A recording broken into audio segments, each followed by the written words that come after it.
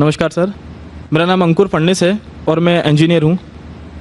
जैसा कि आपने कहा था अभी कि चिड़िया को भी इंटेंशनली मत मारो, जब तक उसकी ज़रूरत ना हो उसको मारने की तब तक उसको मत मारो।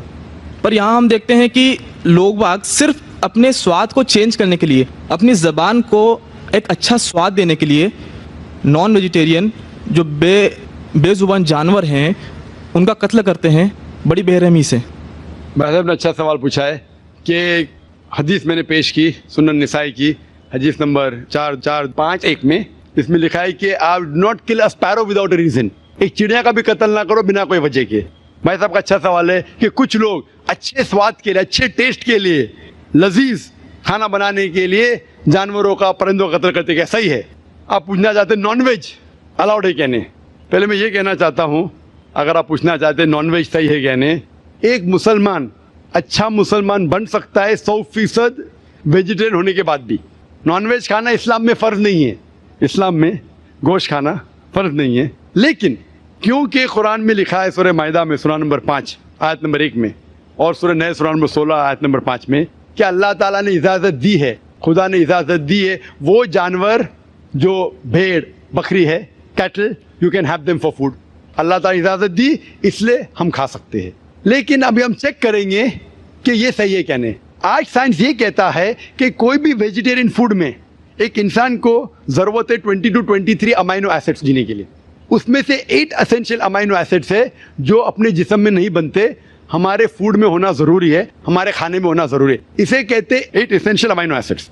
आज की साइंस ये कहती कोई भी वेजिटेरियन फूड नहीं है, कोई भी भाजी पाला नहीं है जिसमें सारे 8 अमाइनो एसिड्स है। Non veg food is a good source of protein. और एक बात आज साइंस ये कहती है कि the non veg food is more nutritious. और आप देखेंगे कि जो भी जानवर है जो घास फूस खाते हैं, हर्बिवरस एनिमल, उनके दांत को आप देखेंगे, उनके दांत चपटे हैं, हर्बिवरस सेट ऑफ टीथ। सही? हाँ जी, हाँ जी, हाँ, एक बार ने कई बार बोला है और आज भी दोहरा रहा हूँ क्योंकि आपने सवाल पूछा है। बराबर फॉलो होते थे तो जवाब जानते थे, लेकिन शायद आपने कुछ मेरी तकरीर सुने, कुछ नहीं सुने। मैं पूरा जवाब दूंगा इंशाल्लाह, फिर आप बात कर सकते हैं। जब आप देखेंगे कार्निवोरस एनिमल, जो जानवर है जो गोश्त खाते हैं, लायन, टाइगर, लेपर्ड, उनके पास नोकीली दांत है, कार्निवोरस सेट ऑफ टीथ। जब आप अपने आप को देखेंगे आईने में, इंसान अगर आईने में देखिएगा कि इंसान के पास चपटे दांत भी है, नोकीले दांत भी है, हर्बिवोरस भी, कार्निवोरस है, we have omnivorous set of teeth. अगर खुदा चाहता कि हम सिर्फ घास खाए और वेजिटेबल्स खाए तो अल्लाह नोकीले दांत क्यों दिए? नॉन वेज खाने के लिए। आज साइंस ये कहती है कि जितने हर्बिवोरस एनिमल है, काउ, गोट, शीप, वो सिर्फ वेजिटेबल डाइजेस्ट कर सकते, फ्रेश डाइजेस्ट कर ही नहीं सकते। जितने भी कार्निवोरस एनिमल है, tiger, leopard, lion, they can only digest flash. वो घास डालेंगे तो हजम ही नहीं कर सकते। जो इंसान है, हमारे पास लॉन्ग इंटेस्टाइन है, स्मॉल इंटेस्टाइन है, वो हम घास फूस भी डाइजेस्ट कर सकते हैं, नॉन वेज भी डाइजेस्ट कर सकते हैं। अगर खुदा चाहता कि हम सिर्फ वेजिटेबल खाए तो नॉन वेज डाइजेस्ट करने की गोद क्यों दे? तो इससे साबित होता है scientifically we can have non veg and veg both. हमें गलत फहमी है अक्सर कि हिंदू धर्म में वेजिटेबल खाना हराम है। मैं अभी कह चुका हूँ, Manusmriti chapter number 5 verse number 30 में, चैप्टर नंबर 5 वर्स नंबर 30 में कहा गया मनुस्मृति में कि खुदा ने कुछ जानवर बनाए खाने के लिए और कुछ खुराक बनने के लिए। अगर खुराक बनने वाले जानवर खा जाते खाने वाले जानवर के जरिए तो ये गुनाह नहीं है। आगे लिखा है Manusmriti chapter number 5 shloka number 30 में कि अगर आप खाने वाले जानवर खाते हैं तो गुनाह नहीं है। मनुस्मृति चैप्टर नंबर 5 वर्ष नंबर 40 में कहा गया है कि कुछ जानवर कुर्बानी के लिए बनाए गए, अगर आप कुर्बानी के जानवर का कत्ल करते तो गुनाह नहीं है। अगर आप पढ़ेंगे महाभारत अनुशासन पर्व चैप्टर नंबर 88 में, उसके अंदर युधिष्ठिर पांडव के बड़े भाई वो बीच में से पूछते हैं कि हमारे जो पुरखे एंसेस्टर्स जो मर गए उनको सुकून पहुंचाने के लिए हम यज्ञ में, पूजा में क्या दे? तो भीष्म कहता है अगर आप भाजी पाला देंगे तो हमारे बाप दादा 1 महीने के लिए संतुष्ट रहेंगे। अगर आप मछली देंगे 2 महीना, अगर गोश्त देंगे 3 महीना, अगर आप रैबिट खरगोश देंगे 4 महीना, अगर बकरी देंगे तो 5 महीना, अगर आप सुअर देंगे 6 महीना, अगर आप परिंदे देंगे 7 महीना, अगर डियर देंगे, हिरन 8 महीना। और ये पूरा मेन्यू है, लंबा मेन्यू है। अगर आप बफेलो देंगे, बफेलो तो 11 महीना। अगर आप गाय ज़बह करेंगे 1 साल तक آپ کے دادا پردادا سنتشٹ رہیں گے 1 سال. کون کہتا ہے؟ بھیشم یدھشٹر سے مہابھارت میں انوشاسن پرو چیپٹر نمبر 88 میں پورا مینیو ہے. وید میں کئی جگہ لکھا ہے کہ سادھو سنت گوشت کھاتے تھے, گائے بھی کھاتے تھے. تو اس سے یہ معلوم پڑتا ہے کہ ہندو دھرم میں گوشت کھانے کی ممانعت نہیں ہے. لیکن کچھ مذہب ہے جو کہتے ہیں کہ جیوت کو نہیں ماننا چاہیے, مثال کے طور پہ جینزم ایٹسیٹرا, اور وہ یہ پرچار کرتے ہیں کہ کوئی بھی جانور کا قتل نہیں کرنا چاہیے, اسی لیے گوشت کھانا حرام ہے. تو میں کہتا ہوں ابھی سائنس ایڈوانس ہو چکی ہے, ہم جانتے ہیں کہ پیڑ پودے میں بھی جان ہے, وہ بھی جیوت ہے, تو آپ پیڑ پودا کیوں کھاتے ہیں؟ نہیں, تو ابھی لاجک چینج ہو گیا. ان کو پہلے پتا نہیں تھا نا, سینکڑوں سال پہلے ہمیں کیا پتا تھا پیڑ پودے کے اندر بھی جان ہے. وہ لاجک اس ٹائم صحیح تھی, ابھی سائنس بڑھ گئی تو ان کی لاجک بدل گئی. ابھی کہتے نہیں ذاکر بھائی پیڑ پودے میں جان نہیں چلے گا, لیکن پیڑ پودے کو درد نہیں ہوتا, جانور کو درد ہوتا ہے. پیڑ پودے جیوت ہے لیکن درد نہیں ہوتا, اسی لیے پیڑ پودے کھا سکتے.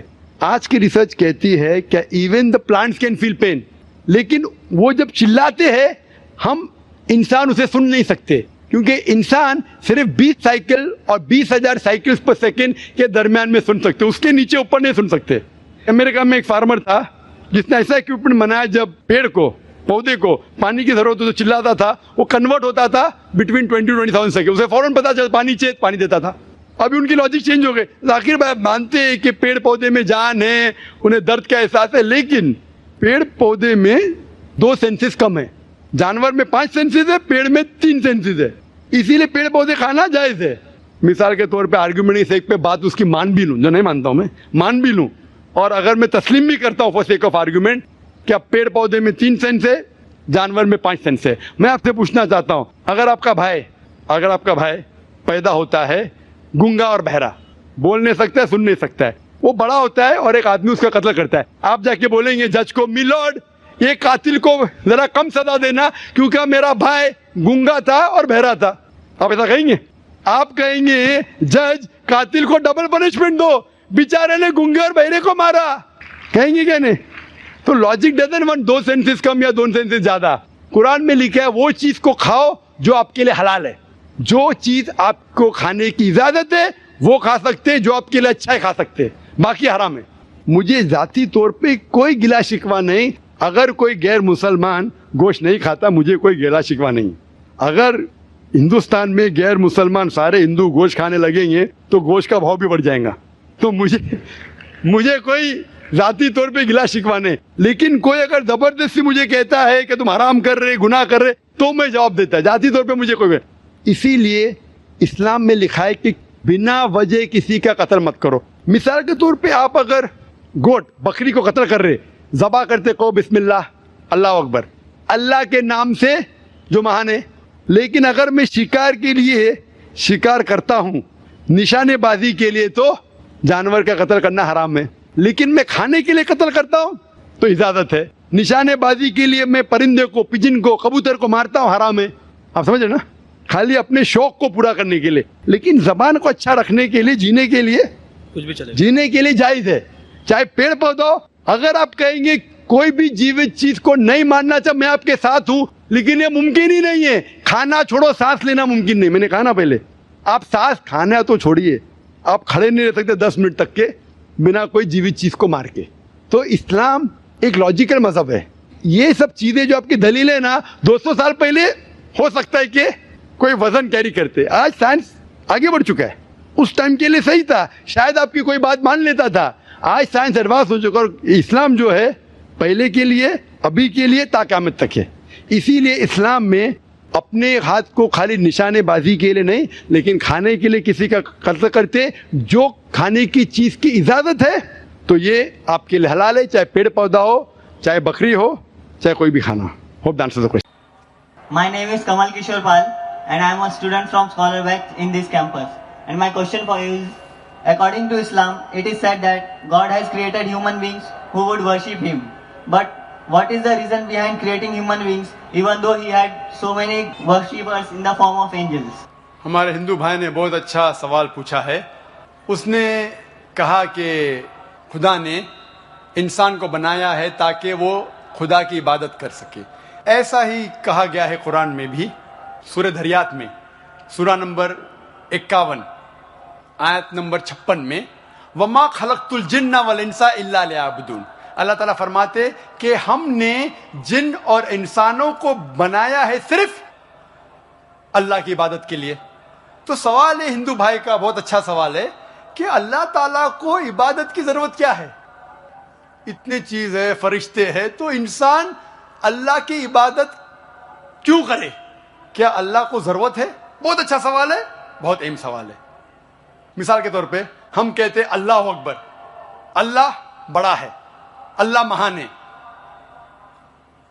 हम अल्लाह महान बोलने से अल्लाह महान नहीं हो जाता है। हम बोले या ना बोले अल्लाह महान है, अल्लाह वो अकबर है। हम चाहे बोले या ना बोले अल्लाह को फर्क नहीं पड़ता है। अगर हम नहीं कहेंगे अल्लाह अकबर तो क्या अल्लाह नीचे हो जाएगा, अल्लाह कम हो जाएगा? नहीं। क्यों हम कहते हैं कि अल्लाह महान है? अल्लाह ताला फरमाते हैं सूरह फातिर सूरा नंबर 35 आयत नंबर 15 में लिखा है कि अल्लाह doesn't require the creation but we require him. अल्लाह सुब्हानहू व तआला को हमारी जरूरत नहीं है, लेकिन हमको अल्लाह की जरूरत है। हम अल्लाह सुब्हानहू व तआला की तारीफ करते हैं, इबादत करते हैं हमारे फायदे के लिए। मिसाल के तौर पे जब भी हम किसी की तारीफ करते हैं हम उसकी बात मानते हैं। मिसाल के तौर पे अगर आपकी वालदा को हार्ट अटैक होता है और आप जानते हैं कि एक हार्ट स्पेशलिस्ट जो दुनिया में सबसे बेहतर है वो आपके पास आता है या मौजूद है, और एक क्वैक है, एक अजनबी इंसान, अगर वो अजनबी इंसान आपसे कुछ कहेगा कि आपके वालदा को बचाने के लिए ये चीज करो, और एक मशहूर हार्ट स्पेशलिस्ट जो आप भी जानते हैं अगर वो कहेगा कि आपके वालदा को बचाने के लिए ये करो, आप किसकी बात मानेंगे? आप मानेंगे हार्ट स्पेशलिस्ट की बात। किसकी बात? Heart specialist. क्यों? वो हार्ट स्पेशलिस्ट मशहूर हार्ट स्पेशलिस्ट है। इसी तरीके से हम जब अल्लाह की इबादत करते हैं, हम मुसलमान, हम अल्लाह की तारीफ करते, अल्हम्दुलिल्लाहि रब्बिल आलमीन अर्रहमानिर रहीम मालिक यौमिद्दीन, सब तारीफ करते हैं अल्लाह की। जब हम तारीफ करते हैं कि वो हाकिम है, वो रहमत वाला है, वो सबसे बड़ा है, सबसे ज्यादा जानने वाला है, तो अल्लाह को तो फर्क नहीं पड़ता है। लेकिन हम जब उनकी तारीफ करते हैं उस अल्लाह की, तो अल्लाह जो अपनी किताब कुरान मजीद में हिदायत दे रहा है हम उसके ऊपर अमल करते हैं। हम जब उसकी तारीफ करते हैं तो जाहिर है कि उसकी हिदायत के ऊपर भी अमल करेंगे। तो हम तारीफ कर रहे हैं हमारी भलाई के लिए, हम उसकी इबादत कर रहे हैं हमारी भलाई के लिए। अल्लाह को फर्क नहीं पड़ता, अल्लाह को हमारी जरूरत नहीं है, हमें अल्लाह की जरूरत है। तो हम जब तारीफ करते हैं हमें पता चलता है कुरान में अल्लाह कहते हैं शराब मत पियो, तो हम शराब पीना छोड़ देते। फायदा किसका होता है? अल्लाह का फायदा होता है हमारा। हम बीमारी से बचते, सिरोसिस ऑफ लिवर से बचते, कैंसर ऑफ इसोफेगस से बचते, कैंसर ऑफ लिवर से बचते। मैं सैकड़ों बीमारी के नाम ले सकता हूं डॉक्टर होने के लायक, अगर आप शराब नहीं पीते। अल्लाह ताला कहता है कि जुआ मत खेलो, फायदा किसका है? हमारा, अल्लाह का थोड़ी।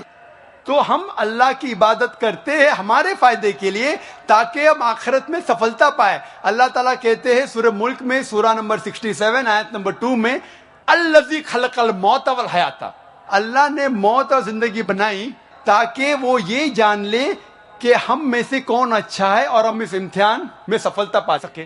तो हम अल्लाह की इबादत करते हमारे फायदे के लिए, अल्लाह को कोई फर्क नहीं होता। Hope that answers the question. Mic number 2 से हमारे भाई सवाल करें। मेरी गुजारिश है इस तरफ अगर कोई नॉन मुस्लिम भाई हमारे हैं तो पहले उनको सवाल करने का मौका दें। मेरा नाम सतीश सिंह है। मैं पहले तो डॉक्टर जाकिर साहब को धन्यवाद देना चाहूँगा कि जिन्होंने आज बहुत अच्छी तकरीर की। मेरा सवाल यह है, माना जाता है कि वेद ये सबसे पुराने हैं और अक्सर ये कहा जाता है कुरान की जो किताब है ये पहली और आखिरी किताब है, इन दोनों में फर्क क्या है?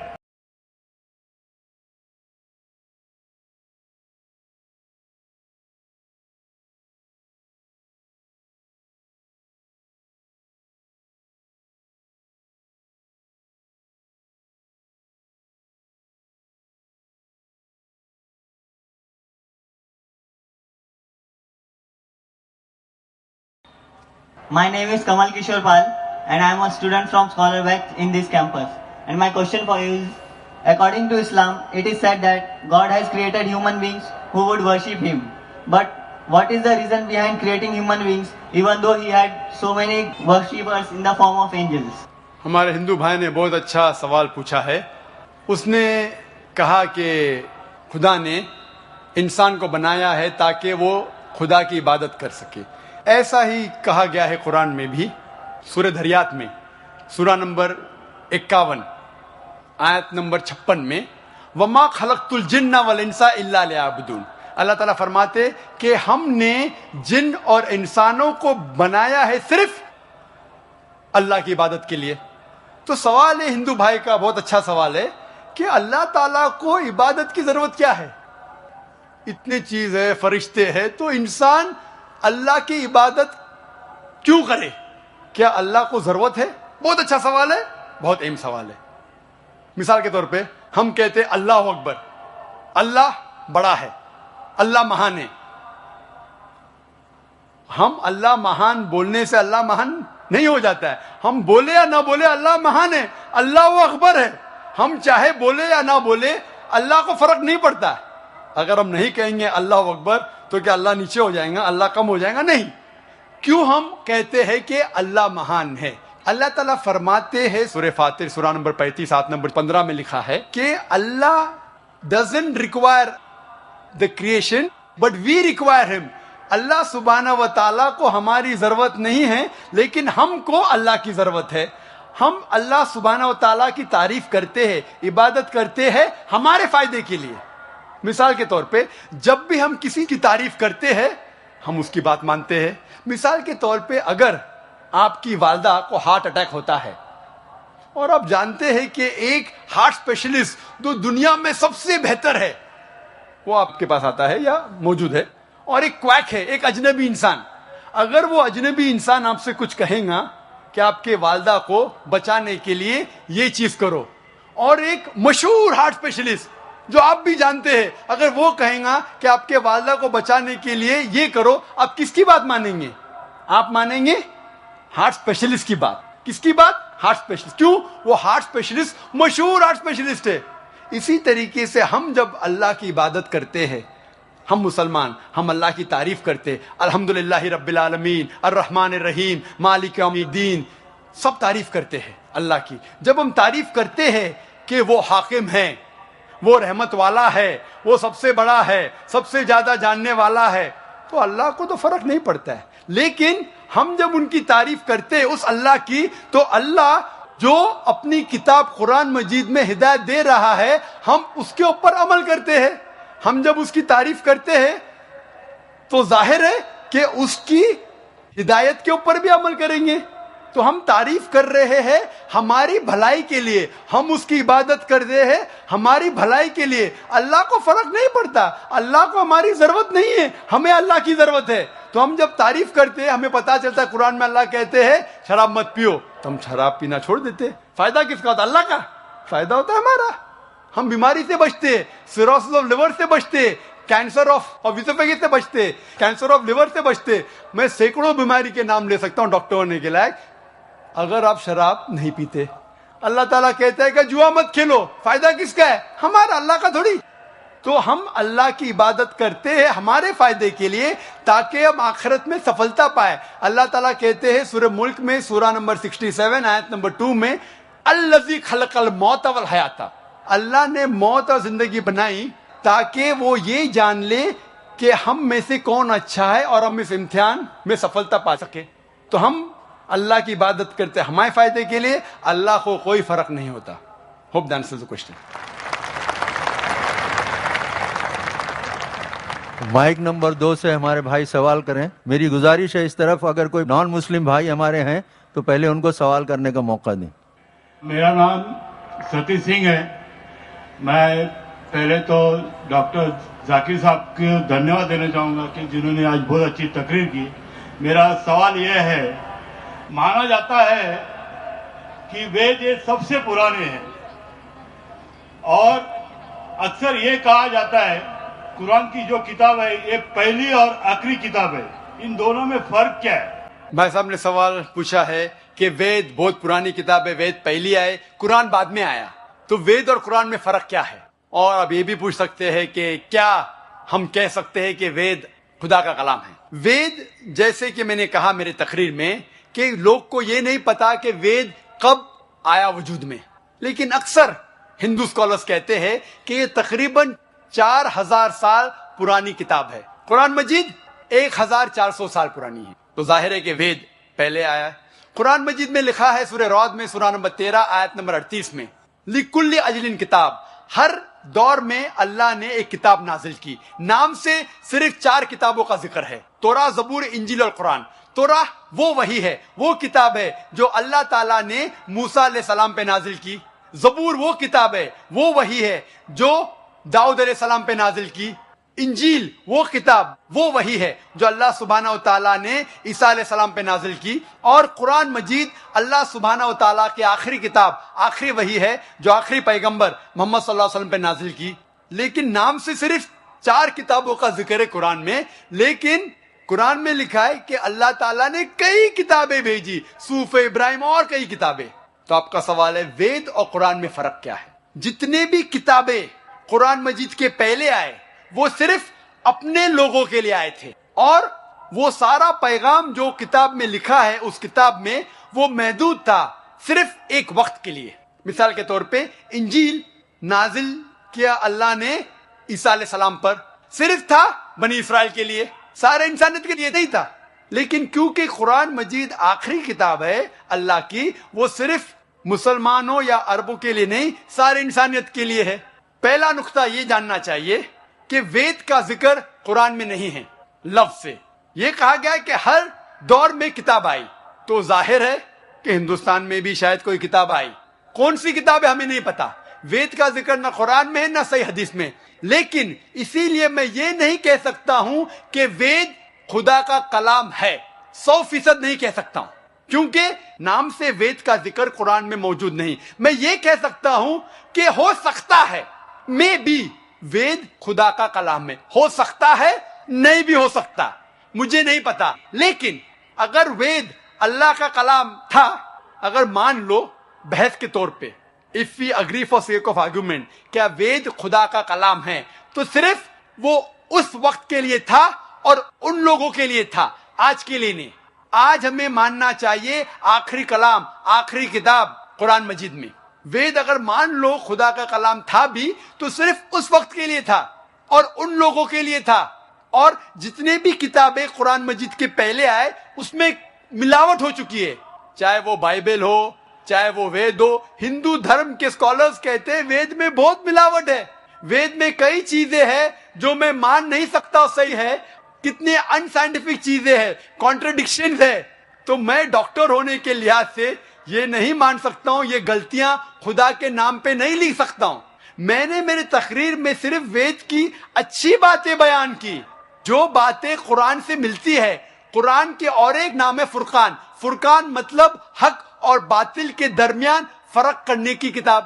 تو جو چیز قرآن سے ملتی ہے ہمیں کوئی اعتراض نہیں ماننے کے لیے کہ یہ پورشن، یہ بھاگ وید کا خدا کی طرف سے ہے.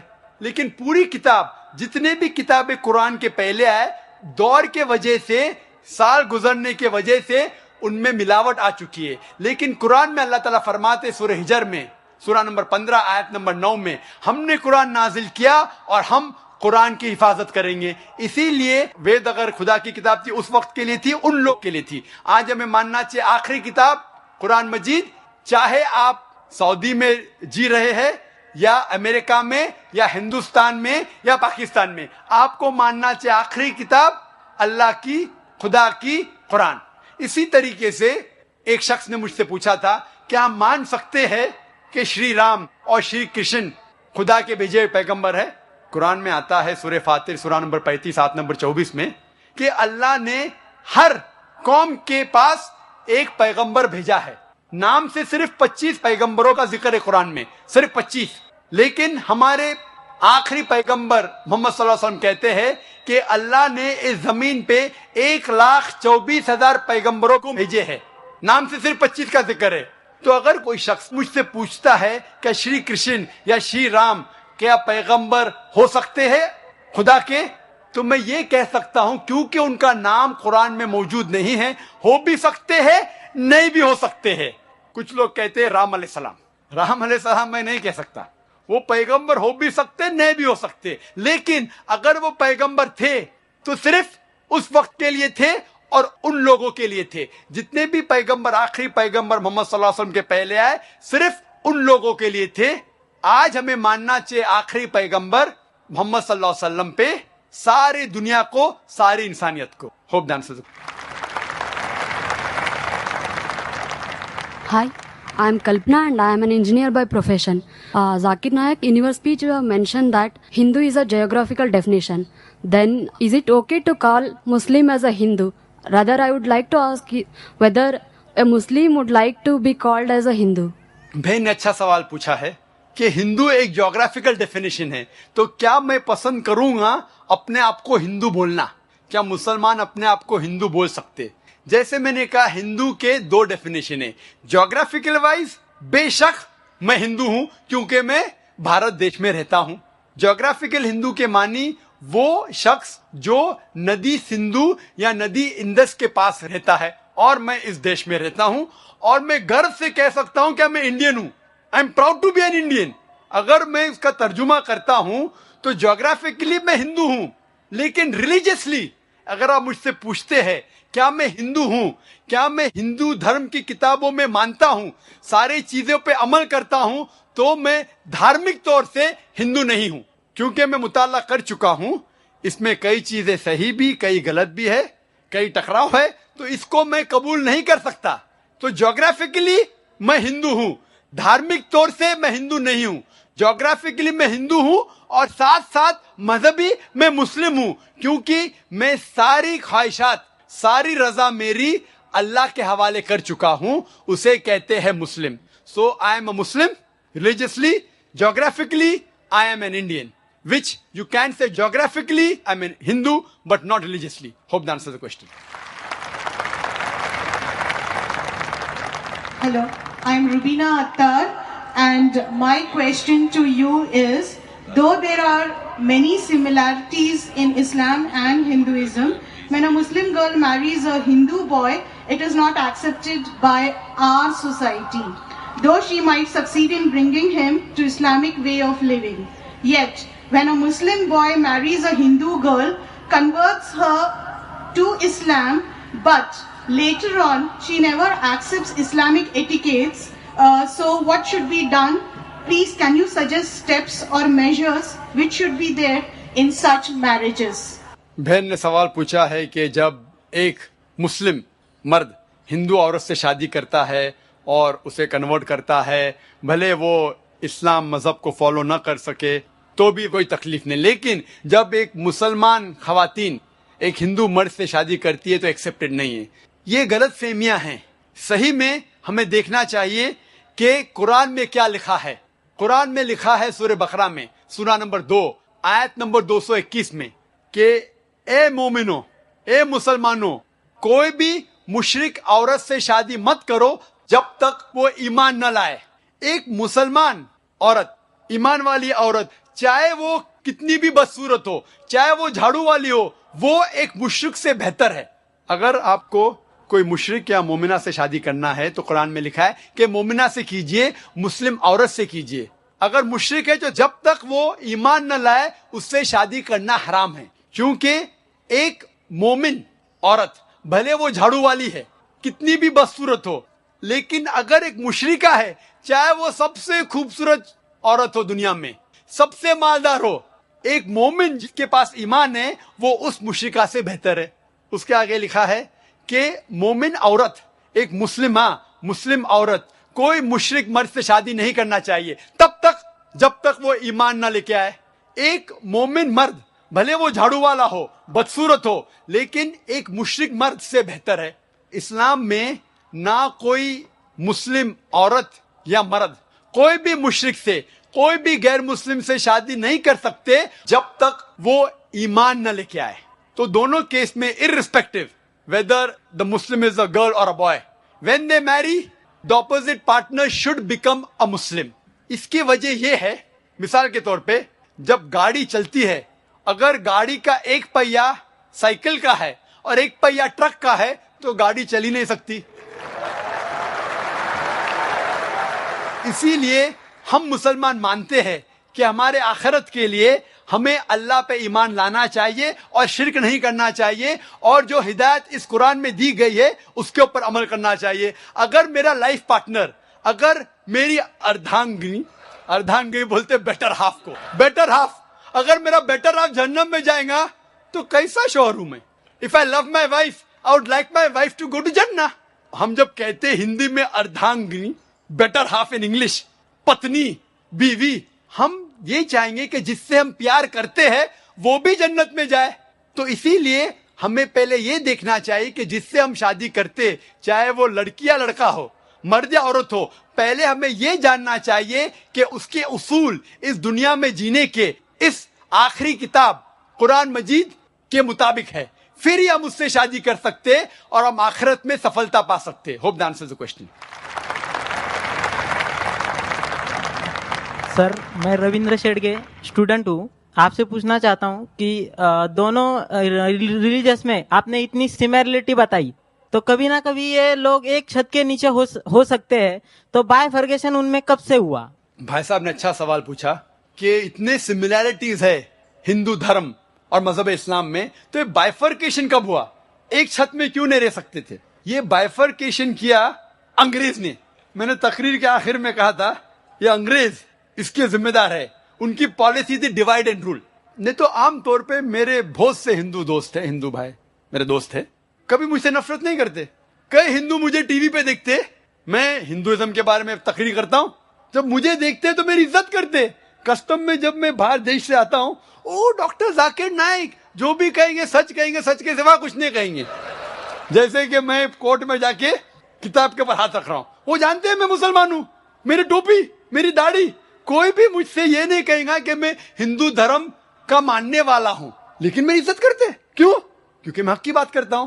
یہ انگریز لوگ نے چنگاری ڈالی اور ہمیں بٹوایا, لیکن وہ ذمہ دار ہے, دوسرے ذمہ داری ہماری بھی ہے. اگر کوئی ہم میں جھگڑا پیدا کرنا چاہتا ہے اور ہم اس کے جال میں آ جاتے تو غلطی ہماری بھی ہے.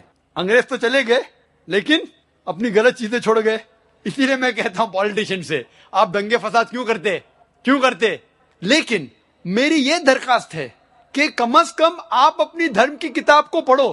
اختلاف ہے, میں یہ کہوں گا کہ ہندو دھرم اور مذہب اسلام میں اختلاف نہیں ہے تو میں سب سے بڑا جھوٹا ہوں. انٹرفیت ڈائلاگ ہوتے, سارے سرو دھرم ایک. وہ ہندو آ کے کہتا ہے کہ ہندو بھی صحیح, عیسائی بھی صحیح, اسلام بھی صحیح. عیسائی پریسٹ آ کے کہتا ہے سارے دھرم ایک ہے, ہندو بھی ایک ہے, کرسچینٹی بھی ایک ہے, اسلام بھی ایک ہے. کوئی مسلم کو پکڑتے بکرے کو اسٹیج پہ لے کے آتے, وہ مسلم بھی کہتا ہے سارے دھرم ایک ہے, ہندو بھی ایک, کرسچینٹی بھی ایک اور اسلام بھی ایک.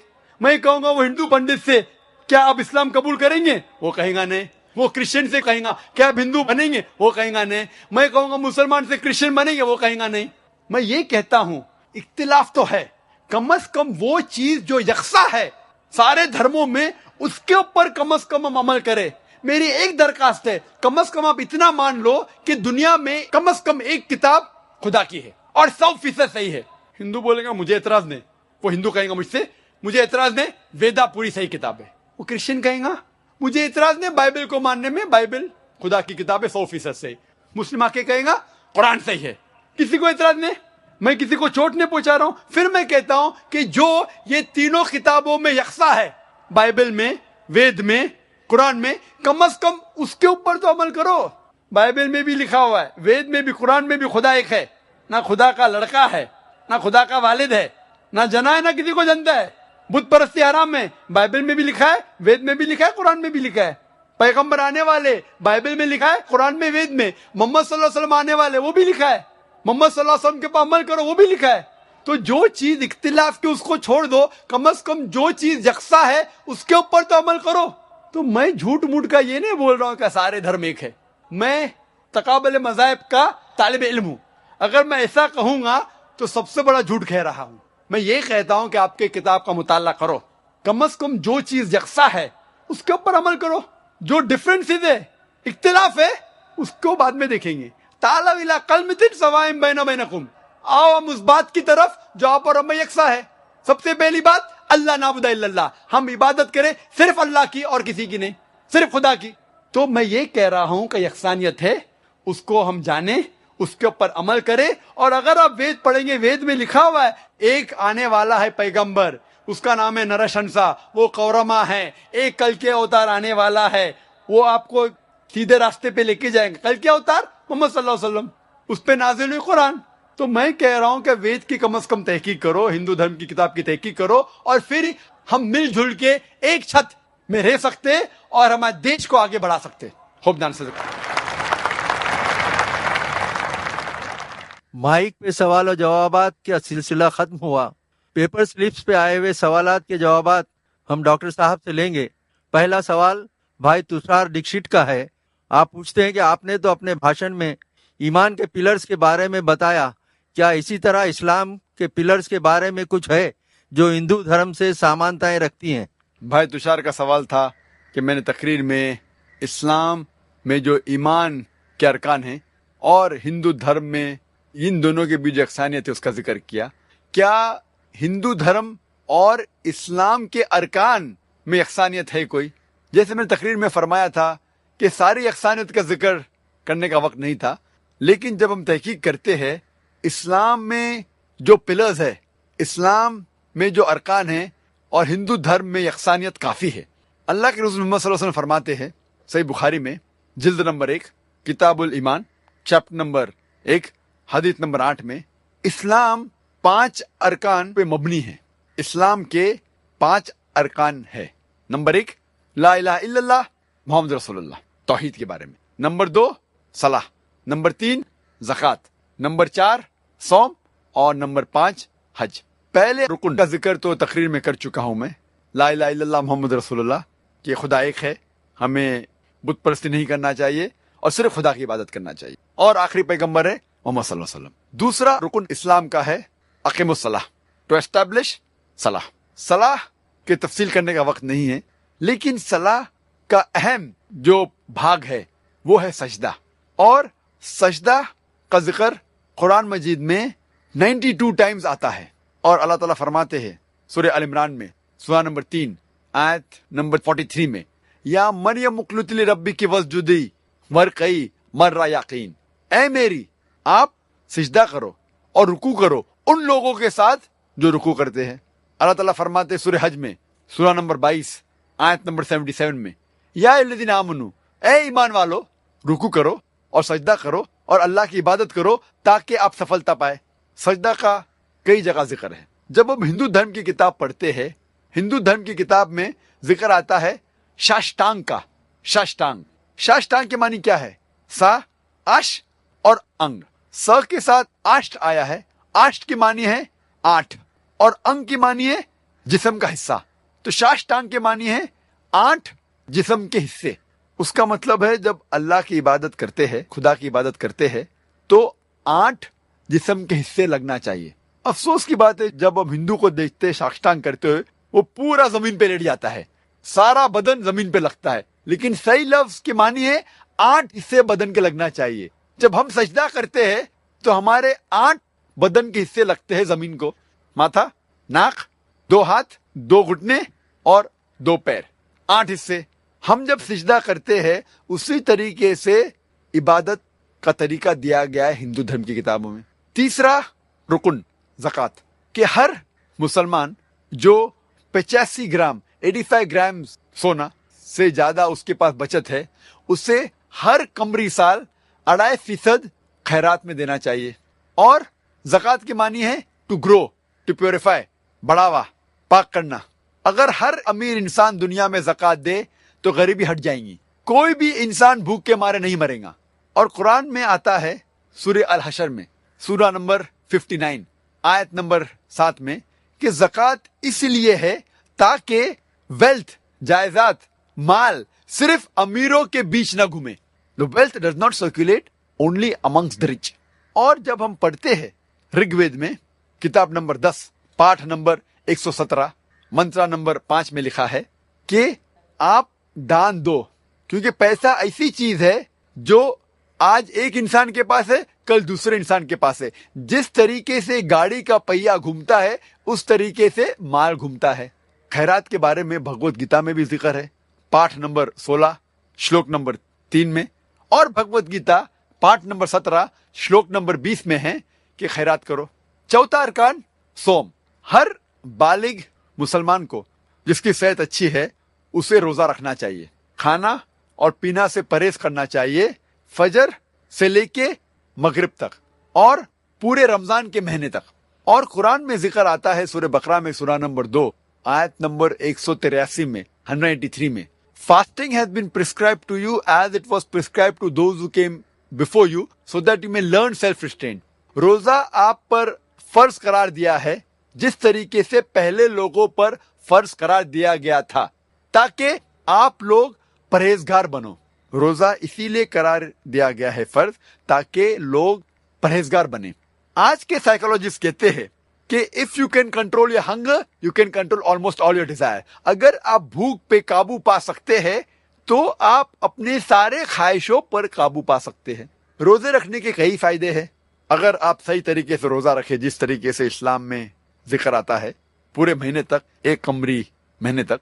तो साइंस आज कहती है आपका इंटेस्टिनल एब्जॉर्प्शन बढ़ता है, आपका कोलेस्ट्रॉल लेवल कम होता है, और रोजे में रमजान के महीने में कई गलत आदतें आपके दूर हो जाती है। अगर आप सिगरेट पीना छोड़ सकते हैं फजर से लेके मगरिब तक, फिर इंशाअल्लाह पैदाइश से मौत तक के अब सिगरेट पीने की जरूरत नहीं आपको। अगर आप शराब से परहेज कर सकते हैं फजर से लेके मगरिब तक, तो शराब को आपको छूने की जरूरत ही नहीं पैदाइश से मौत तक के। रोजे का जिक्र हिंदू धर्म की किताबों में भी है, लेकिन हिंदू धर्म में कई किस्म के रोजे हैं। एक किस्म जिसका जिक्र आता है मनुस्मृति में पाठ नंबर 6 श्लोका नंबर 24 में लिखा है आप रोजा रखो एक महीने तक। बाकी कई किस्म के रोजे मौजूद है हिंदू धर्म की किताबों में। जब आप पढ़ते मनुस्मृति उसमें जिक्र आता है रोजे का पाठ नंबर 4 और श्लोक नंबर 222 में, और पाठ नंबर 11 श्लोक नंबर 204 में भी। पांचवा रुकन इस्लाम का पांचवा रुकन है हज। हर बालिग मुसलमान को जो हैसियत रखता है माली और सेहती, उसे कम से कम जिंदगी में एक बार हज करना चाहिए, जिसके मानी उसे मक्का जाना चाहिए हज के महीने में। और हज एक सबसे अच्छा एग्जाम्पल है आलमी भाईचारे का, best example of international brotherhood, universal brotherhood. तकरीबन 25 लाख लोग आते हैं मुख्तलिफ ममालिक से, अमेरिका से, इंग्लैंड से, इंडिया से, पाकिस्तान से, इंडोनेशिया से, मलेशिया से, और मर्द पहने होते 2 सफेद कपड़े बिना सिलाए हुए। आप ये नहीं पहचान सकते आपके पास जो खड़ा है वो राजा है या फकीर है। सबसे बेहतरीन एग्जाम्पल है यूनिवर्सल ब्रदरहुड का, आलमी भाईचारे का। और कुरान मजीद में लिखा है सूरह हुजुरात में सूरा नंबर 49 आयत नंबर 13 में, या अय्युहन नासु इन्ना खलकनाकुम मिन ज़करिन व उनसा वजअलनाकुम शऊबन व क़बाइल लितारफू इन्न अक्रमकुम इंदल्लाहि अत्क़ाकुम इन्नल्लाह अलीमुन खबीर। ए इंसानों, हमने तुम्हें बनाया है एक जोड़े से, मर्द और औरत के, और हमने आपको कबीले और बरादरी में बांटा है ताकि आप एक दूसरे को पहचान सको, ना आप एक दूसरे से नफरत करें। और आप में से सबसे अच्छा इंसान वो है जो तकवा रखता है। अल्लाह ताला के नजदीक एक इंसान दूसरे इंसान से ऊंचा नहीं होता है जात पात की बुनियाद पे, माल की बुनियाद पे, उम्र की बुनियाद पर, जिन्स की बुनियाद पर, चाहे वो अमीर हो या गरीब हो, राजा या फकीर, सफेद या काला, पीला या घिउआ। अल्लाह ताला के नजदीक एक इंसान दूसरे इंसान से ऊंचा हो सकता है सिर्फ तकवे की बुनियाद पे, सिर्फ नेकी की बुनियाद पे। और हिंदू धर्म की किताबों में भी कई तरह के तीर्थ है, पिलग्रिमेज है, तीर्थ यात्रा है। एक जिक्र है ऋग्वेद में किताब नंबर 3 पाठ नंबर 29 में मंत्र नंबर 4 में, जिसमें लिखा है कि इलेस्पद पे जाओ जो नभा पृथ्वी में है। इलेस्पद की मानी संस्कृत में है इले मतलब खुदा, स्पद मतलब जगह, खुदा की जगह। और जब डिक्शनरी में देखेंगे लिखा है इलेस्पद मतलब एक तीर्थ यात्रा की जगह, खुदा की जगह। और लिखा है ये जगह, ये इलेस्पद है नभा पृथ्वी में। नभा पृथ्वी की मानी सेंटर ऑफ द अर्थ, जमीन के बीच, इस पृथ्वी के बीच। और हम जानते हैं मक्का पृथ्वी के बीच में, मक्का is in the centre of the world. और ये इलेस्पद जो खुदा की जगह का जिक्र है, हमें पता लगता है ये मक्का के बारे में कह रहे हैं। और जब आगे पढ़ते हैं ऋग्वेद किताब नंबर 3 में पाठ नंबर 29 मंत्रा नंबर 11 में हमें यकीन होता है कि ये मक्का है। क्यों? इसमें जिक्र आता है नरशंसा का, जो मैं तकरीर में कहा नरशंसा, वो आदमी जो प्रशंसा के लायक है, तारीफ के लायक है, जिसके मानी मोहम्मद सल्लल्लाहु अलैहि वसल्लम। तो जब इलेस पद आया, नबा पृथ्वी आए, मोहम्मद सल्लल्लाहु अलैहि वसल्लम आए, तो कोई शक नहीं बाकी रहता है कि ये जगह जिसका जिक्र है वेद में वो है मक्का के बारे में। ये मुख्तसरन साथ था इस्लाम के अरकान और हिंदू धर्म के बीच में यकसानियत। भाई पुरुषोत्तम का सवाल है, हमारे हिंदू धर्म के पंडित आचार्य ये जानते हैं कि वेद और हिंदू धार्मिक किताबों में मूर्ति पूजा मना है, लेकिन हम शुरू में इतने मजबूत नहीं रहते, इसलिए हमारे जहन को कंसंट्रेट करने के लिए मूर्ति की जरूरत पड़ती है। जब जहन मैच्योर हो जाए तब मूर्ति की जरूरत नहीं। भाई ने सवाल पूछा था कि हम जानते हैं हिंदू धार्मिक किताबों में लिखा है कि मूर्ति पूजा हराम है, मना है, लेकिन क्योंकि कंसंट्रेशन के लिए पहले पहले हम मूर्ति का सहारा लेते हैं, बाद में जब हम मेच्योर हो जाते तो जरूरत नहीं। अगर मान लो जो आप कह रहे सही है कि पहले पहले इनिशियल स्टेज में आपको जरूरत है मूर्ति की इबादत करने के लिए, बाद में जब मेच्योर हो जाएंगे तो जरूरत नहीं, तो मैं ये कहना चाहता हूँ कि हम मुसलमान ऑलरेडी मेच्योर हो चुके हैं, हमको मूर्ति की जरूरत नहीं इबादत करने के लिए।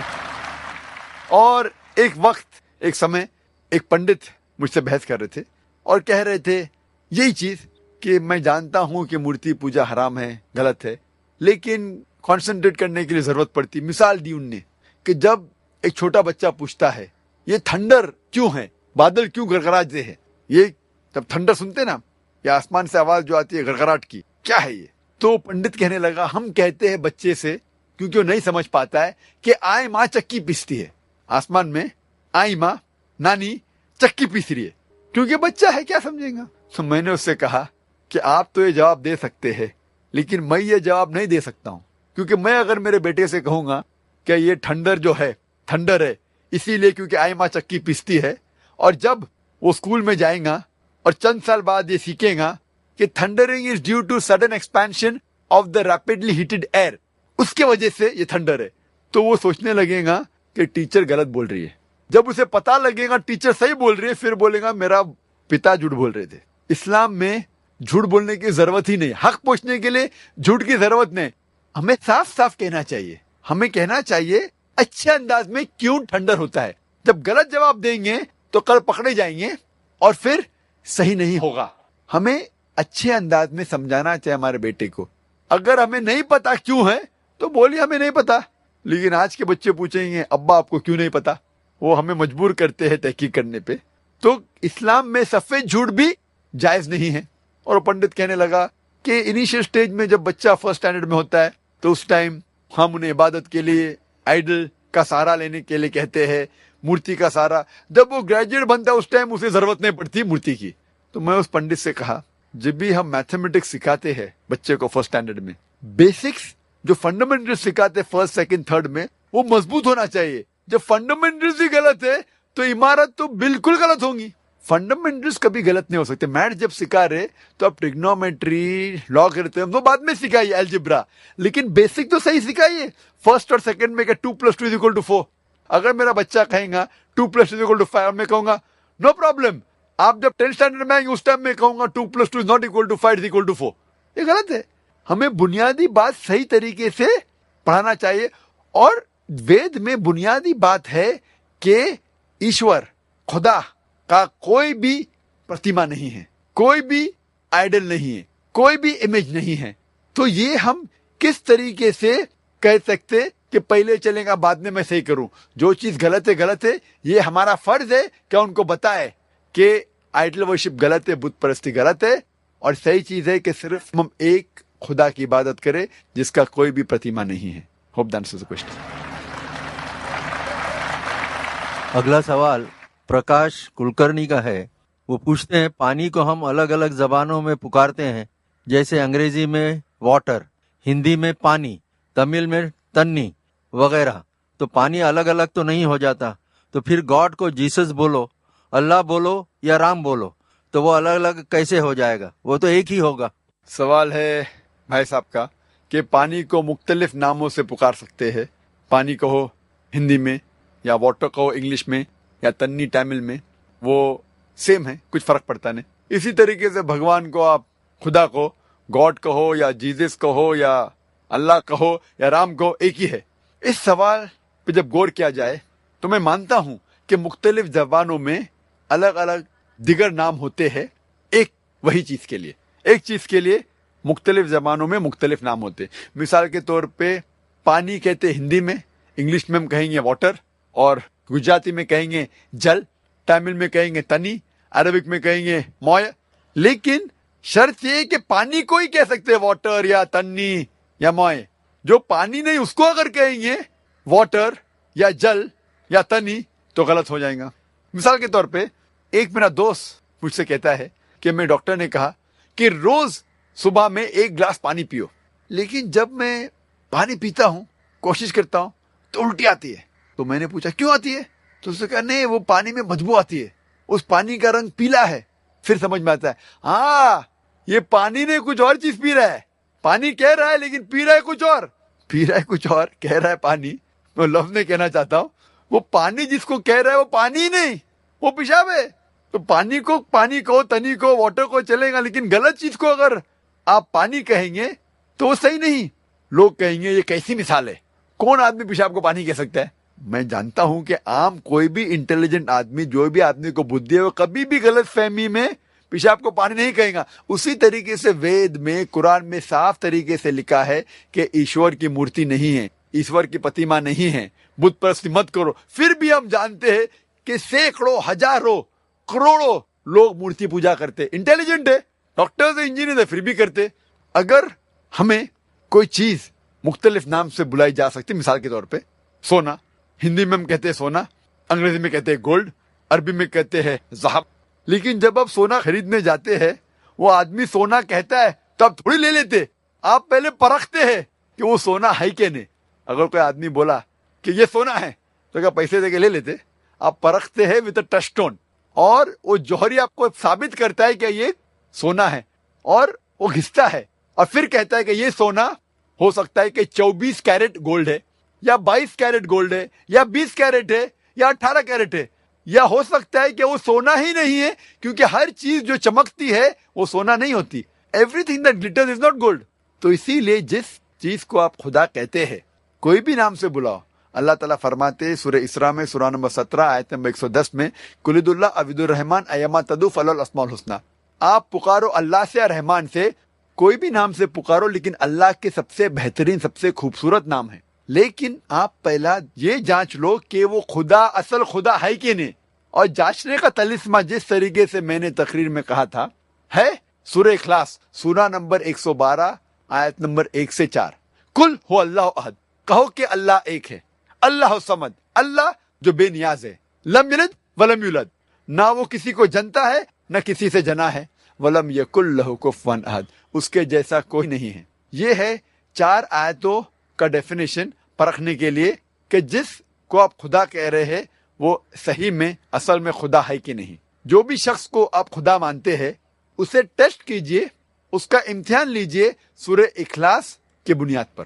اگر جس کی آپ پوجا کرتے ہیں وہ سورہ اخلاص کے بتائے ہوئے 4 آیتوں کے بنیاد پہ سفلتا پاتا ہے تو وہ صحیح خدا ہے، ورنہ غلط ہے. Hope that answers the question.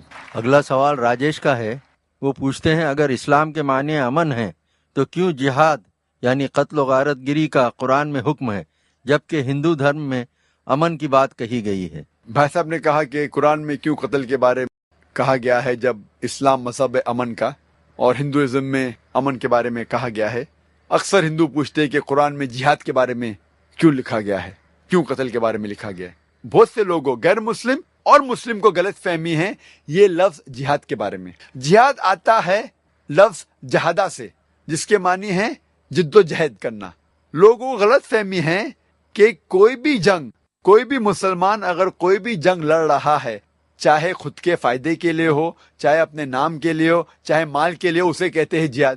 جہاد کے معنی یہ نہیں کہ کوئی بھی مسلمان کوئی بھی جنگ لڑ رہا ہے، چاہے خود کے فائدے کے لیے ہو، خود کے نام کے لیے ہو، خود کے مال کے لیے ہو. جہاد آتا ہے لفظ جہادہ سے، جس کے معنی ہے جد و جہد، ٹو اسٹرائیو، ٹو اسٹرگل. اور اسلام میں جہاد کی معنی ہے to strive against one own evil inclination, جد و جہد کرنا اپنے خود کے نفس کے خلاف، برائی کے خلاف. جہاد کے معنی یہ بھی ہوتی ہے کہ جد و جہد کرنا معاشرے کو سدھارنے کے لیے. جہاد کے معنی یہ بھی ہوتی ہے کہ جنگ کے میدان میں اپنے آپ کو بچانے کے لیے جد و جہد کرنا. جہاد اسے بھی کہتے ہیں کہ جنگ کرنا ظلم کے خلاف، اسے بھی کہتے ہیں جہاد. لیکن جہاد کے معنی ہے جد و جہد. لوگوں کو غلط فہمی ہے اور غلط ترجمہ کرتے جہاد کا انگریزی میں ایز ہولی وار. ہولی وار کو عربی میں کہیں گے حرب مقدسہ، اور یہ عربی لفظ حرب مقدسہ قرآن مجید یا حدیث میں کہیں بھی نہیں آ پائیں گے. یہ لفظ ہولی وار سب سے پہلے استعمال کیا گیا تھا کروسیڈرز کے لیے. جب انگریز اپنا دین، اپنا مذہب پھیلا رہے تھے تلوار کے بل پر اور ہزاروں لوگ کا قتل کیا، اس ٹائم کہتے تھے ہولی وار. آج کی تاریخ میں یہ لفظ استعمال ہو رہا ہے مسلمان کے لیے، جو بالکل غلط ہے. اور جب ہم پڑھتے ہیں دیگر مذاہب کی کتابوں کے بارے میں، لوگ غلط حوالہ دیتے ہیں قرآن مجید کا اور لوگوں کو غلط فہمی میں ڈال دیتے ہیں. کئی کرٹکس انکلوڈنگ ارون شوری اس بھارت کے ہے، انہوں نے بھی کتاب لکھی ورلڈ آف فتواز، اور ایک آیت کو ہمیشہ کوٹ کرتے، سورہ توبہ سورہ نمبر 9 آیت نمبر 5. اور وہ کہتے ہیں کافی کرٹکس ارون شوری بھی کہ قرآن میں لکھا ہوا ہے سورہ توبہ سورہ نمبر 9 آیت نمبر 5 میں کہ جہاں بھی آپ کافر کو پائیں گے ان کا قتل کرو. اور ان کا کہنا ہے بریکٹ میں وہ کہتے ایز دو ہندو لوگ، جہاں بھی آپ کافر کو پائیں گے، جہاں بھی ہندو کو پائیں گے آپ قتل کرو. قرآن میں لکھا ہے. جب آپ قرآن شریف کھولتے ہیں اور پڑھتے ہیں سورہ توبہ سورہ نمبر 9 آیت نمبر 5، اس میں لکھا ہوا ہے جہاں بھی آپ کافر کو پائیں گے ان کا قتل کرو، لکھا ہے. لیکن وہ آؤٹ آف کانٹیکسٹ ہے. کانٹیکسٹ کے لیے ہمیں جانا چاہیے ورس نمبر 1 آن ورڈ سے. سورہ توبہ سورہ نمبر 9 میں آیت نمبر 1 سے ہم پڑھتے، اس میں پتہ لگتا ہے کیا ایک معاہدہ تھا، ایک پیس ٹریٹی تھی مسلمان اور مکہ کے مشرکوں کے بیچ، اور یہ پیس ٹریٹی ایک طرفہ مکہ کے مشرکوں نے توڑا تھا. اللہ تعالیٰ فرماتے ہیں آیت نمبر 5 میں اگر آپ اپنے آپ کو نہیں سدھاریں گے 4 مہینے میں تو اعلان جنگ. اور جنگ کی حالت میں اللہ تعالیٰ فرماتے ہیں مسلمانوں سے جب آپ کے دشمن آئیں گے، جو لوگ حق کو چھٹلاتے ہیں، کافر لوگ آئیں گے، تو آپ ڈرو مت، ان سے لڑو، ان کا قتل کرو. یہ آیت میدان جنگ کے بارے میں ہے. آج کی تاریخ میں کوئی بھی آرمی جنرل اپنے سپاہی کی ہمت افزائی کے لیے کہیں گا کہ لڑو، دشمن کا قتل کرو. وہ نہیں کہیں گا کہ بھاگ جاؤ، وہ یہ نہیں کہیں گا کہ جھگڑا مت کرو، قتل مت کرو اور مر جاؤ. یہ ہے out of context. In context میں اللہ تعالیٰ مسلمانوں سے کہہ رہے میدان جنگ میں کہ ڈرو مت، جھگڑا کرو. اور ارون شوری اپنی کتاب ورلڈ آف فتوا میں آیت نمبر 5 سے جم مارتا ہے آیت نمبر 7 پر. کیوں؟ آیت نمبر 6 میں اس کے بیماری کا جواب ہے. آیت نمبر 6 میں اللہ تعالیٰ فرماتے اس کے بعد لیکن اگر کافر، اگر مشرک امن چاہتا ہے اسے دے دو، امن چاہتا ہے تو اسے اللہ کا کلام سننے دو اور حفاظت کے ساتھ ایک محفوظ جگہ تک پہنچاؤ. اللہ تعالیٰ یہ نہیں کہتے کہ اسے جانے دو، لیکن اگر وہ کافر امن چاہتا ہے تو اس کو حفاظت کے ساتھ ایک محفوظ جگہ پر لے جاؤ. آج کی تاریخ میں سب سے دیالو آرمی جنرل یہ کہیں گا کہ دشمن کو جانے دو. کوئی بھی یہ نہیں کہیں گا دشمن کو حفاظت کے ساتھ محفوظ جگہ پر چھوڑاؤ. لیکن قرآن مجید نے لکھا ہے جب بھی آیت آتی ہے قرآن مجید میں قتل کے بارے میں یا اس ٹائپ کے جہاد کے بارے میں، قتال کے بارے میں، فوراً اگلی آیت میں اکثر آتا ہے امن سب سے بہتر ہے.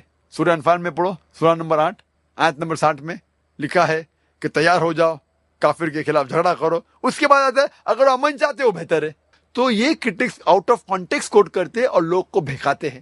میرا طریقہ ہے جس طریقے سے قرآن مجید میں اللہ تعالیٰ فرماتے تعالوا الی کلمۃ سواء بیننا بینکم، آؤ ہم اس بات کی طرف جو آپ اور ہم میں یکساں ہے. میں ہندوؤں سے کہتا ہوں کہ آپ جب مہابھارت پڑھیں گے، مہابھارت میں کئی منترز ہے جھگڑنے کے بارے میں، لڑنے کے بارے میں، قتال کے بارے میں، قتل کے بارے میں. اور اگر ہم تحقیق کریں گے تو قرآن سے کئی گنا زیادہ مہابھارت میں ہے قتل کے بارے میں. تو ہندو مجھ سے کہتا ہے لیکن ذاکر صاحب قتل کے بارے میں یہ جو شلوکاز ہے، منترز ہے مہابھارت میں، وہ حق اور باطل کے درمیان ہے، قرآن میں بھی وہ ہے. تو ہندو بھائی مجھ سے کہتا ہے تو مجھے قرآن سے کوئی اعتراض نہیں، کیونکہ وہ مہابھارت کے بارے میں جانتا ہے. تو حوالہ دیتے تو قرآن بھی قبول کرتا ہے. ایسے جنگ سے مجھے کوئی شکایت نہیں.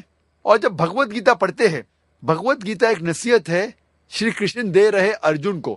ارجن کہتا ہے بھگوت گیتا میں پاٹھ نمبر 1 شلوکا نمبر 43 to 46 میں ارجن اپنے سارے ہتھیار زمین پہ رکھ دیتا ہے اور کہتا ہے میں نہتا مرنا پسند کروں گا بنسبت میرے رشتے دار سے جھگڑا کرنا، لڑنا۔ ہم جانتے ہیں مہا بھارت ایک لڑائی کے بارے میں ہے کورو اور پانڈو کے بیچ، اور جنگ کے میدان میں ارجن اپنے ہتھیار رکھ دیتا ہے اور کہتا ہے میں نہتا مرنا پسند کروں گا بنسبت اپنے رشتے داروں سے جھگڑا کروں، لڑوں۔ فوراً بعد Bhagavad Gita part number 2 shlok number 2 اور 3 میں شری کرشن کہتے ہیں، اے ارجن، ایسے غلط خیالات کیسے آئے تجھ میں؟ اس سے سورگ سے دور جائیں گے، نرک میں جائیں گے۔ How could such impure thought come in your mind? It will take you away from the planet of heaven. How could you be so important? اور آگے پڑھتے ہیں تو لکھا ہے بھگوت گیتا پارٹ نمبر 2 میں منترا نمبر شلوک نمبر 31 32 33 میں شری کرشن کہتے ہیں ارجن سے، شتریا کا دھرم ہے کہ وہ لڑے، اور کامیاب ہے بلیسڈ دو شتریا، وہ لوگ کے اوپر اچھائی ہے، وہ شتریا جس کو جھگڑنے کا موقع ملتا ہے، لڑنے کا موقع ملتا ہے۔ اگر شتریا نہیں لڑے گا تو وہ گناہ کر رہا ہے، اگر لڑے گا تو جنت میں جائیں گا۔ اور بہت سے کرٹکس آف اسلام جو اسلام کے بارے میں اسلام کے خلاف کتاب لکھتے ہیں، وہ ایک حدیث پیش کرتے ہیں محمد صلی اللہ علیہ وسلم کی، جو صحیح بخاری میں سے ہے، جلد نمبر 4 کتاب الجہاد پارٹ نمبر 2 حدیث نمبر 46 جس میں محمد صلی اللہ علیہ وسلم فرماتے، اگر مجاہد جنگ کے میدان میں اس کا قتل ہو جاتا ہے تو جنت جائیں گا، اگر زندہ واپس لوٹتا ہے تو اسے اس دنیا کا مال ملے گا۔ بہت سے غیر مسلمان اس حدیث کا اعتراض کرتے، کیسا دھرم ہے یہ اسلام، کیسا مذہب ہے جس میں لکھا ہے کہ اگر آپ جنگ کے میدان میں جائیں گے اور مر جائیں گے تو آپ کو جنت ملیں گی، سورگ ملیں گی، واپس آئیں گے تو آپ کو دولت ملتی ہے۔ جب ہم بھگوت گیتا پڑھتے، Bhagavad Gita part number 2 shlok number 37 میں لکھا ہے، شری کرشن کہتے ارجن سے، اے ارجن، اٹھو اور لڑو، اگر جنگ کے میدان میں تمہارا قتل ہوگا تو آپ سورگ میں جائیں گے، اگر زندہ واپس آئیں گے تو اس دنیا کی دولت ملے گی۔ ہو بہو جو صحیح بخاری میں محمد صلی اللہ علیہ وسلم کہتے ہیں وہی شری کرشن ارجن سے کہتے ہیں۔ میں یہ سوچتا ہوں کہ کیسے یہ کرٹکس آف اسلام میں یہ ارون شوری خود کی کتاب نہیں پڑھا، نہ بھگوت گیتا نہ مہا بھارت، اور قرآن کے بارے میں خلاف لکھنے لگا۔ افسوس کی بات ہے، خود کی کتاب پڑھیں گے تو جواب ملے گا۔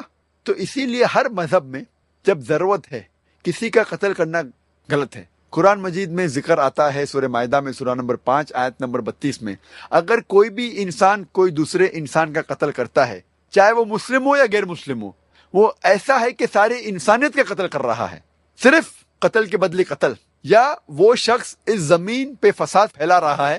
یہ دو وجہ کے علاوہ کوئی بھی انسان دوسرے انسان کا قتل کر رہا ہے تو وہ ایسا ہے کہ سارے انسانیت کا قتل کر رہا ہے۔ اور کوئی بھی انسان دوسرے انسان کی زندگی بچاتا ہے تو وہ سارے انسانیت کو بچاتا ہے۔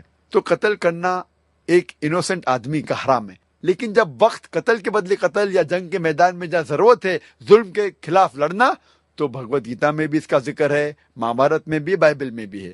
تو اگر ہم کانٹیکسٹ پڑھیں گے تو صحیح علم آپ کو لگ جائے گا اسلام میں کیا کہا گیا ہے جہاد کے بارے میں۔ ہوپ دان سے پیپر سلپ پر آئے ہوئے سوالات کا یہ آخری سوال ہے۔ سندیپ سوال کرتے ہیں کہ کیا ہم سب یہ نہیں جانتے کہ خدا سب کچھ کر سکتا ہے، تو پھر منشیہ کیوں نہیں بن سکتا؟ اکثر لوگ کہتے ہیں کہ خدا سب کچھ کر سکتا ہے، تو سوال ہے وہ منشیہ آدمی کیوں نہیں بن سکتا؟ بحث کے طور پہ اگر مان بھی لیتے اللہ سب کچھ کر سکتا ہے، مانتے ہیں بحث کے طور پہ، تو اللہ منشیہ کیوں نہیں بن سکتا ہے، انسان کیوں نہیں بن سکتا ہے؟ اگر خدا منشیہ بنا، انسان بنا، تو وہ خدا نہیں رہتا ہے۔ کیوں؟ کیونکہ خدا اور منشیہ، خدا اور انسان کی کوالٹی، صفات بالکل الگ ہے۔ خدا کی نہ شروعات ہے لیکن انسان کی شروعات ہے۔ ایک شخص جس کی شروعات ہے اور شروعات نہیں بھی ہے، یہ تو ناممکن ہے۔ اگر God becomes man he ceases to be God, اگر خدا آدمی بن جاتا ہے تو خدا نہیں رہتا ہے، کیونکہ خدا کی شروعات نہیں، آدمی کی شروعات ہے۔ How can you have a god man? ایک شخص جس کی شروعات ہے اور شروعات نہیں بھی ہے، اٹ از میننگ لیس۔ خدا کا انت نہیں ہے، آدمی کا انت ہے۔ اگر آپ کہیں گے کہ ایک شخص ہے جس کا انت نہیں ہے اور انت ہے بھی، اٹ از میننگ لیس، یہ بنا کوئی معنی کے ہے۔ خدا امورٹل ہے، human being they are mortal. How can you have a person who is mortal and immortal at the same time? It doesn't make sense. خدا کو کھانے کی ضرورت نہیں ہے، انسان کو کھانے کی ضرورت ہے۔ اللہ تعالیٰ فرماتے ہیں قرآن شریف میں سورہ انعام میں سورہ نمبر 6 آیت نمبر 14 میں، خدا کو کھانے کی ضرورت نہیں لیکن دوسروں کو کھلاتا ہے۔ اللہ does not require to be feed, but it feeds everyone else. इंसान को नींद की जरूरत है, आराम की जरूरत है, खुदा को आराम की जरूरत नहीं, नींद की जरूरत नहीं। अल्लाह ताला फरमाते सूरह बकरा में सूरह नंबर 2 आयतुल कुर्सी में आयत नंबर 255 में अल्लाह सुब्हानहू व तआला बेनियाज है, ना ही उन्हें नींद की जरूरत, ना ही उन्हें आराम की जरूरत। वो मालिक है सारी दुनिया का, सारे आसमान का, सारे आसमान और दुनिया का खालिक है। तो दोनों मुख्तलिफ है, बोथ आर डिफरेंट। मान भी लेते हैं कि खुदा इंसान बना तो खुदा रहता ही नहीं, और जब खुदा नहीं रहा तो इंसान को पूछने की क्या जरूरत। आप और हम भी इंसान हैं, तो क्या फायदा इंसान को पूछ के। अगर हम इस बहस को आगे लेके जाते कि खुदा सब कुछ कर सकता है, तो इस बहस को आगे लेके आते तो ये भी मानने पड़ेगा कि अल्लाह झूठ भी बोल सकता है, खुदा झूठ भी बोल सकता है। हम जानते हैं कि खुदा झूठ नहीं बोलता। अगर खुदा झूठ बोला तो खुदा नहीं रहता। वही अंदाज से लोग ये भी कह सकते हैं कि खुदा नाइंसाफी कर सकता।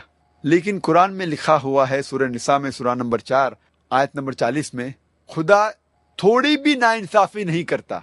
अगर खुदा नाइंसाफी किया तो खुदा ही नहीं रहता। इसी बहस को आगे लेके जाते तो कह सकते अगर खुदा सब कुछ कर सकता तो खुदा भूल भी सकता। लेकिन भूलना खुदा की सिफत नहीं है, झूठ बोलना खुदा की सिफत नहीं है।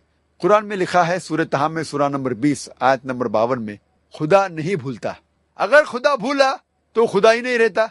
अगर खुदा सब कुछ कर सकता तो खुदा गलती भी कर सकता, लेकिन गलती करना खुदा की सिफत में से नहीं है। अल्लाह ताला फरमाते सूरह तहा में सूरह नंबर 20 आयत नंबर 52 में कि खुदा कभी भी गलती नहीं करता। अगर गलती किया तो खुदा ही नहीं।